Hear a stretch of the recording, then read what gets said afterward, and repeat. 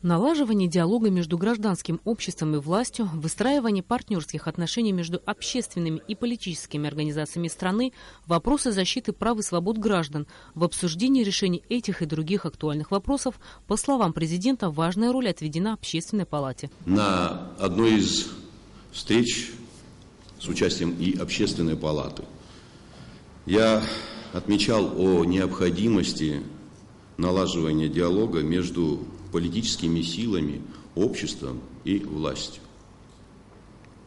И в этой работе важную роль я, как глава государства, считал и считаю, нужно отводить Общественной палате. На площадке Общественной палаты обсуждалось много вопросов общественно-политической жизни, общественно-политической направленности, экономической и социальной политики, проблемы абхазского языка и многие другие вопросы, которые волнуют наше общество. Предыдущий состав справился с задачами, которые ими поднимались и были важны для всего общества. Во всяком случае, за тот период нашего с вами общения было видно готовность представителей Общественной палаты активно включаться во все эти процессы. Новый состав Общественной палаты сформирован из представителей разных общественно-политических сил, и он представляет достаточно серьезный спектр нашего общества. Верю, что и вами будут подниматься и обсуждаться вопросы, которые будут очень важны в работе и самой власти, в деятельности наших общественных, политических организаций, структур, с учетом интересов государства и общества. Хотелось бы, чтобы Общественная палата реализовывала свои усилия с учетом целей и задач, прописанных в законе об Общественной палате. В свою очередь, органы госуправления, органы власти и местного самоуправления должны содействовать этому процессу. Рауль Хаджимба убежден в том, что Общественная палата может выступать в качестве авторитетной площадки для обсуждения актуальных вопросов общественно-политической жизни страны, аспектов экономического и социального развития. Члены Общественной палаты должны иметь возможность участия в работе органов госвласти и местного самоуправления, проведению общественного контроля, экспертизы законопроектов, общественных слушаний и других направлений деятельности. Об этом мы с вами говорили и в прошлый раз. Но это было в старом составе. Хотелось бы, чтобы вот эти направления в соответствии с тем законом, который есть, были бы достаточно четко определены и прорабатывались бы нами вместе все, кто, во всяком случае, участвует в этих процессах.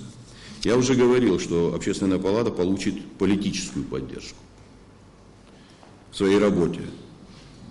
И это не означает, что члены Общественной палаты должны петь дифирамбы государственным органам или главе государства, или представителям исполнительной власти. Мы должны говорить честно о всех тех процессах, которые есть у нас в стране, и открыто озвучивать те проблемы, которые стоят перед нами. Вот тогда, я думаю, нас поймут многие, те, кто нас окружает и живут рядом с нами. Основными направлениями, как и прежде, остаются это реальное проведение экспертизы многих законопроектов, о чем мы с вами говорили, Нателла Нурьевна, Сократ Рачевич. Практика нулевых слушаний должна быть начата.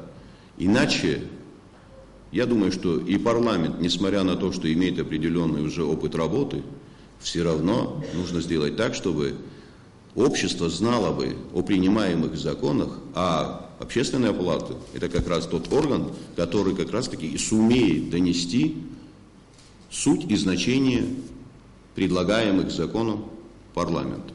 Секретарь Общественной палаты Нателла Акаба отметила, что за все время своего существования Общественная палата укрепила свою роль в качестве института гражданского общества и при этом взаимодействует с другими институтами, но пока не в полной мере. Нателла Акаба также отметила важность налаживания контактов с Общественной палатой Российской Федерации. Хотя у нас очень такие большие планы и много актуальных вопросов, сегодня стоит в повестке дня, но этот вопрос, то есть о диалоге между властью и оппозицией, он самый такой вот не допускающий никакого откладывания. Мы должны это сделать как можно быстрее. И мы предлагаем такой вариант – создать в Общественной палате рабочую группу, которая будет вести диалог с представителями оппозиции и, естественно, с властью.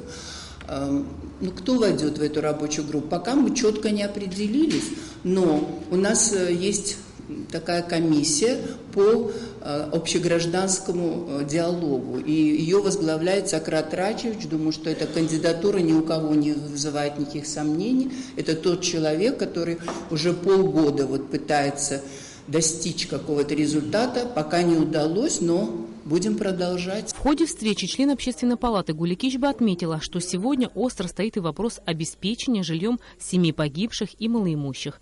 Поднимался и вопрос борьбы с наркоманией. По мнению членов Общественной палаты, предпринимаемые меры пока недостаточны, а между тем этот вопрос требует безотлагательного решения. Говоря об экономической ситуации и о внешних долгах страны, член ОП Рита Лоло высказал убеждение, что народ Абхазии не обязан выплачивать долг из-за тех, кто в свое время нецелесообразно израсходовали так называемый железнодорожный кредит. Рита Лоло также обратилась с просьбой к президенту перепроверить данные, предоставленные Счетной палатой России на предмет их соответствия действительности. Это мое мнение, я его не раз высказывала. Там нет 2 миллиардов рублей, нет работы на 2 миллиарда.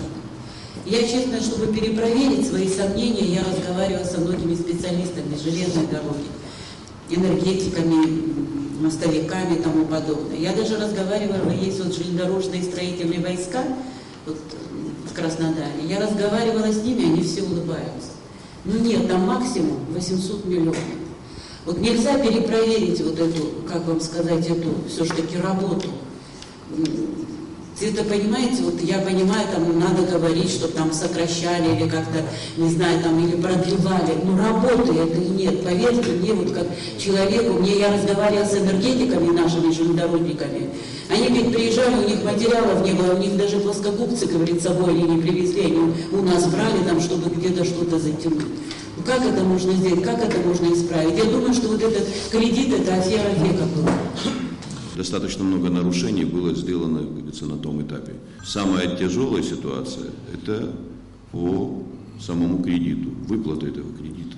Оно лежит бременем на нашем государстве.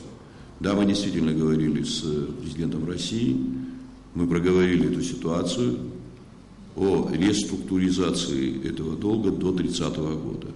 А там по ходу этой реструктуризации, я думаю, что будет возможность и уйти от этого долга. Перед Общественной палатой стоят важные задачи, и они определены законом, отметил Сократ Джинджули. Но все должно быть конкретизировано, конечно. Если мы говорим, что вот мы должны, значит, прийти к миру, мы должны прийти к согласию, мы должны сказать, какими путями. Что ты лично сделаешь для того, чтобы прийти к этому согласию. Если ты хочешь к согласию прийти, ты должен от чего-то отказаться личного, чтобы тебе лично, так сказать, вот что-то такое, значит, от чего ты должен будешь отказаться, так сказать, чтобы прийти к общему согласию.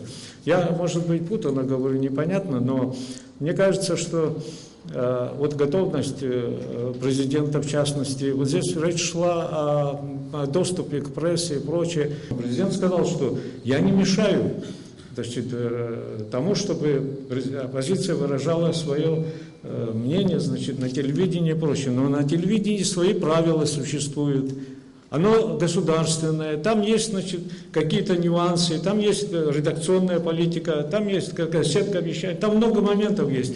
Так вот, чтобы в закон войти туда как следует и попасть туда, так сказать, чтобы никто не мог это препятствовать, это есть беспрепятственное, там тоже был механизм предусмотрен, мы это обговаривали с оппозицией, они были, конечно, довольны весьма, президент согласился, там и общественный совет создавался, и все, что...